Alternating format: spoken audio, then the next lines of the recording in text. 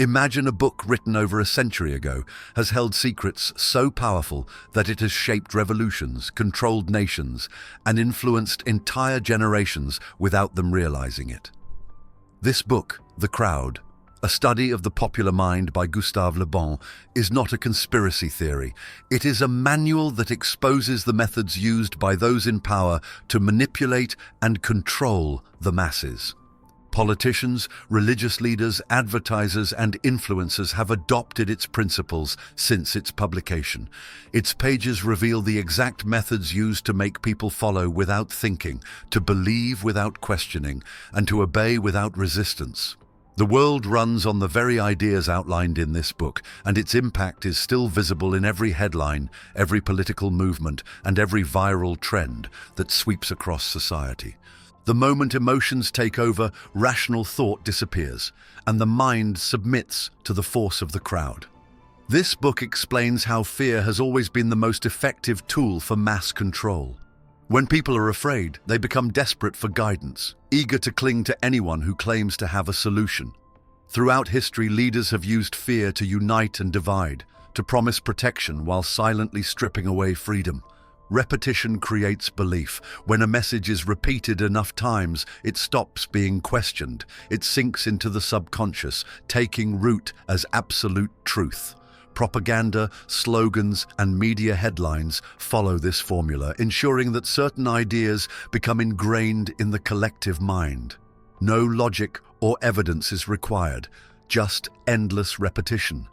The more familiar a statement becomes, the more real it seems, even when it is a carefully crafted lie. Symbols hold power beyond words. A flag, a logo, a leader's face, all carry deep emotional weight. Without a single word spoken, they command loyalty, stir emotions, and create instant recognition. The strength of symbols builds entire movements.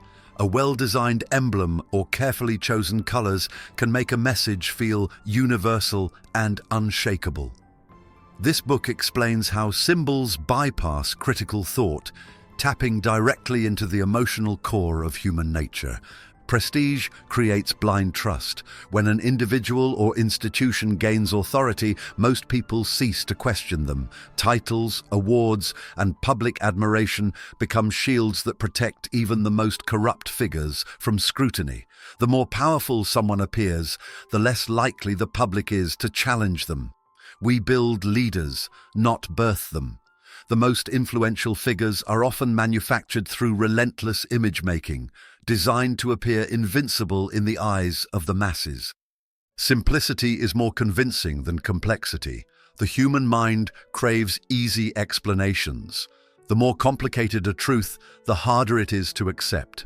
Leaders who distill complex issues into digestible, emotional narratives captivate people. Throughout history, those who offer simple, dramatic solutions gain the most followers, even when their promises are impossible to fulfill. The most dangerous ideas are often the most appealing because they remove the burden of deep thinking. Credibility is a construct. People assume that if a statement is backed by science, endorsed by experts, or stamped with authority, it must be true. This assumption is the foundation of manipulation. Institutions, media outlets, and corporations understand that trust is not earned. It is built through perception. The most persuasive figures do not need to provide evidence. They only need to present themselves as credible, knowing that the majority will accept their words without investigation. These techniques are not relics of the past. They are alive, shaping modern society in ways most never notice. Every news cycle, every viral trend, and every global crisis follows this blueprint. Crowds still behave as they did centuries ago, reacting to fear, symbols, and repetition with the same predictable patterns. Understanding these principles does not make them disappear, but it makes them visible. Remember to join our community by subscribing to this channel. Jesus understood the nature of crowds better than anyone in history. His words ignited movements that defied empires, yet his message was built on truth, not manipulation. He did not use fear to control, repetition to deceive, or symbols to manufacture loyalty. His teachings spread not due to coercion, but because they possessed a power that necessitated no manipulation. In contrast, those who came after him adapted these same psychological techniques to mold religion, governments, and culture into tools of control. Rational thought requires time, effort, and careful analysis. Emotion, however, is instantaneous. A single image, a carefully chosen phrase, or a dramatic event can trigger a reaction before the conscious mind has time to process what is happening. This is why fear-based messaging is one of the most effective tools in shaping mass opinion. When people are afraid, they become highly suggestible. Their ability to question, analyze, or resist weakens. Fear strips away independent thought, replacing it with a desperate need for security. Those in control understand this and use it repeatedly to steer public opinion, push political agendas, and maintain power. Hope can be just as influential. When people believe in a leader, an idea, or a cause that promises salvation, they abandon doubt. They surrender critical thinking for faith in the promise of a better future. Hope creates followers who will defend an idea even when contradictions emerge. It gives rise to movements that withstand evidence against them, as long as the emotional belief remains strong. Psychologists have studied how emotions hijack rational thinking. The brain processes feelings in the amygdala, a region responsible for survival instincts and rapid responses. Meanwhile, logical analysis happens in the prefrontal cortex, which takes more time to process information. This difference in processing speed means that emotional reactions happen before logical thought can catch up. This explains why people often defend their beliefs emotionally, even when confronted with facts, and why gut reactions feel so powerful. A piece of misinformation, once absorbed emotionally, becomes incredibly difficult to correct with reason alone. Facts become secondary to the emotional attachment people develop toward their opinions. Advertisers, political strategists, and media outlets understand this well. They don't present information for you to think about. They craft messages designed to make you feel something. They know that an emotional reaction is far more powerful than a logical argument. When individuals come together in large groups, emotional influence multiplies. People feed off the emotions of those around them, amplifying their reactions. A single voice, filled with passion, can spread like wildfire through a crowd, igniting a movement before anyone stops to question its foundation. Breaking free from emotional control requires conscious effort. It means resisting the urge to react immediately and instead forcing the mind to slow down. It requires questioning the emotions that arise, asking why something feels urgent, powerful, or personal before allowing it to dictate an action. Friedrich Nietzsche, one of the most influential philosophers in history, had strong opinions about Christianity. He didn't just criticize it as a religion, he believed it had changed human nature in a way that made people weaker, not stronger. His main issues with Christianity were about how it transformed human values, how it discouraged natural instincts, and how it was altered over time, especially by Paul of Tarsus. Nietzsche believed Christianity did not teach people to live fully, but instead made them focus on suffering, guilt, and obedience. He thought it took away the natural strength and power of human beings, replacing it with ideas that encourage people to reject life rather than embrace it. Paul of Tarsus, who contributed to the spread of Christianity after Jesus' death, was the target of one of Nietzsche's most severe criticisms. He argued that Jesus originally taught a message of love, kindness, and inner peace. However, Paul changed it into something very different. According to him, Paul transformed Christianity into a religion of resentment. Instead of teaching people to be strong, independent, and full of life, Paul emphasized sin, guilt, and the afterlife. He made people focus on suffering and waiting for heaven rather than enjoying life on earth. For him, such behavior was a betrayal of Jesus' true message. He saw Jesus as a free spirit who lived with joy and acceptance, not as someone who wanted people to feel guilty all the time. Paul, in his eyes, used religion as a way to control people, making them follow rules and traditions that limited their natural instincts.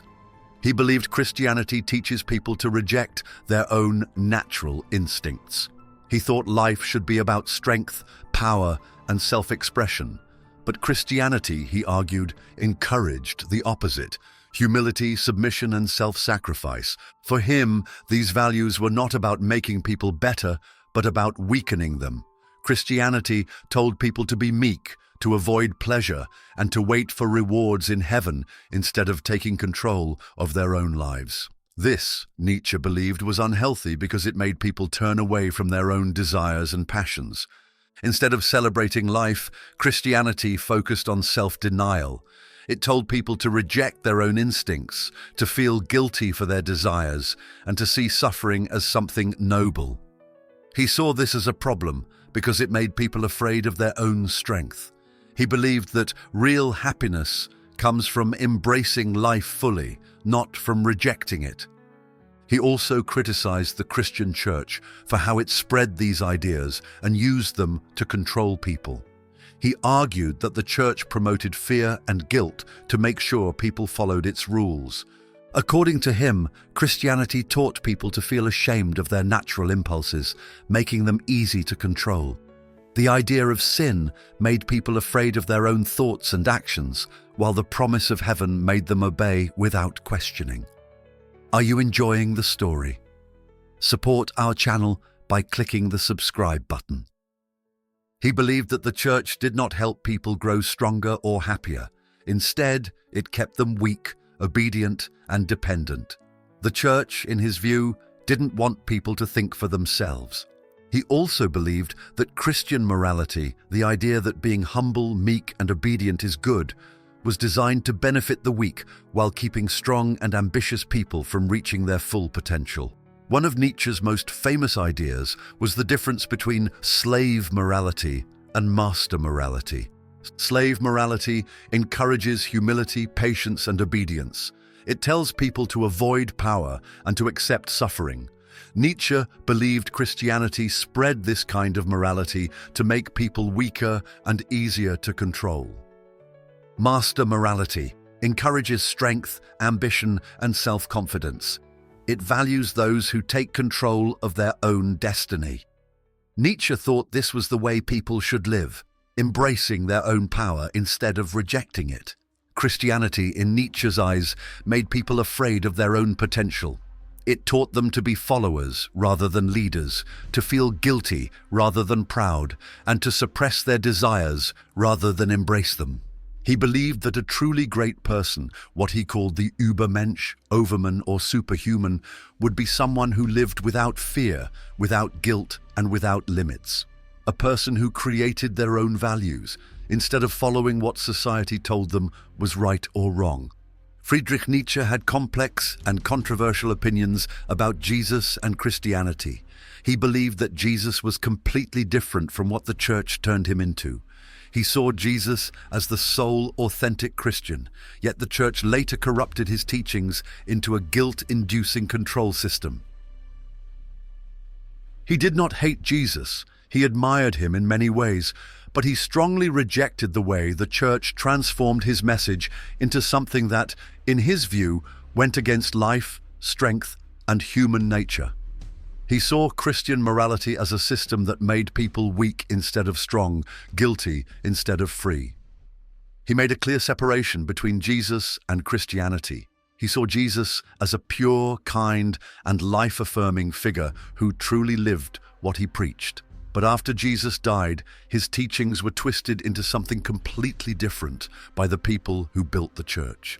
For he, Jesus, did not try to create an institution, impose laws, or rule over people. He believed that Jesus was a free spirit who lived with love, acceptance, and peace. He did not seek revenge, did not judge, and did not force his beliefs on others. The church, on the other hand, became an organization of rules, fear, and power. It told people how to live, controlled their behavior, and created a morality based on guilt, suffering, and punishment. Instead of spreading Jesus' true message, it used his name to control people and take away their natural instincts. One of his biggest criticisms of Christianity was that it taught people to deny life. He believed that human beings are full of energy, instincts, and natural desires, but Christianity told them to reject these things. The church, according to Nietzsche, made people believe that their instincts were evil, that suffering was holy, and that pleasure was sinful. It promoted values like humility, obedience, and sacrifice, which Nietzsche saw as weakness, not virtue. For him, these ideas did not help people grow. They suppressed their natural strength. Instead of encouraging courage, ambition, and joy, Christianity glorified meekness, suffering, and guilt. He saw this as dangerous because it made people afraid of their own power. Even though Nietzsche criticized Christianity, he respected Jesus. He saw Jesus as someone who embraced life, not denied it. Jesus lived without fear, without hatred, and without trying to control others. His message was about love and personal freedom, not about following strict rules or being ashamed of natural desires. He believed that Jesus did not focus on sin or guilt. He did not judge people for being human. Instead, he lived with a sense of inner peace, kindness, and acceptance. After Jesus' death, Nietzsche argued, people like Paul of Tarsus changed his message into something completely different. The original teachings of Jesus were about love, acceptance, and personal spiritual freedom, but Paul and the church turned them into a strict system of morality, punishment, and control. Christianity, as an institution, built a structure of power based on fear. It taught people that they were born sinners, that they needed to obey religious leaders, and that life on earth was just a test before reaching heaven.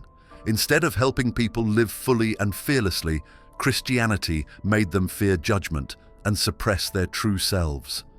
For him, the event was a tragedy. Jesus would never have supported the religion that supposedly followed his teachings. Instead of freeing people, it chained them to rules and guilt. He believed that morality should help people grow stronger, but Christian morality did the opposite. It told people to be humble instead of confident, obedient instead of independent, and self-sacrificing instead of ambitious. He saw this as a way to keep people weak. By making people believe that suffering was noble and that ambition was selfish, the church kept them from embracing their natural power and instincts. In a world full of complexities, people often search for easy answers. Life is filled with uncertainties, and the human mind prefers clarity over confusion. This is why oversimplified narratives, stories that reduce complicated issues into basic good versus evil battles, become so popular. They offer a sense of understanding, making people feel like they know what's happening without needing to think too deeply. However, this habit of simplifying reality comes with serious dangers. When ideas are stripped down to their simplest form, they often distort the truth, leaving out key details and ignoring different perspectives. This can lead to misunderstanding, manipulation, and even dangerous decision-making. Oversimplification is commonly used in politics, media, and social movements, where complex problems are turned into black and white issues. It's easier to say that one side is completely right and the other is completely wrong than to acknowledge the shades of grey that exist in most situations. The brain naturally seeks patterns and quick conclusions. Processing large amounts of information requires effort, and most people don't have the time or patience to analyze every small detail. This is why the human mind prefers short, clear explanations instead of long, complicated reasoning. When faced with a confusing problem, people feel more comfortable when they receive a straightforward answer, even if that answer isn't entirely accurate. Additionally, these simple stories often appeal to emotion rather than reason. Fear, anger, and hope are powerful motivators, and narratives that trigger strong emotions are more likely to be believed. When people feel something deeply, they are less likely to question the logic behind the message. Governments, corporations, and media outlets have long understood the power of reducing complex issues to simple slogans. They use this technique to shape public opinion, control debate, and push their own agendas. In politics, leaders often present their opponents as evil or incompetent, rather than addressing the real issues in depth. They use catchy phrases and repeated messages to make people believe that a complex problem has an easy solution. In advertising, companies simplify the benefits of their products, making it seem like a single purchase can solve all of a consumer's problems. In social media, viral posts and memes compress complicated discussions into short, attention-grabbing statements that often ignore important details. The result is a world where people believe things not because they are true, but because they are easy to understand and emotionally satisfying. When people rely on simplified explanations, they often make bad decisions. If an issue is only seen from one angle, important opposing viewpoints are dismissed, and the actual solution to a problem is never fully understood. Polarization. When people only see two sides to an issue, they are less willing to listen to different perspectives, creating division in society. Blaming the wrong causes.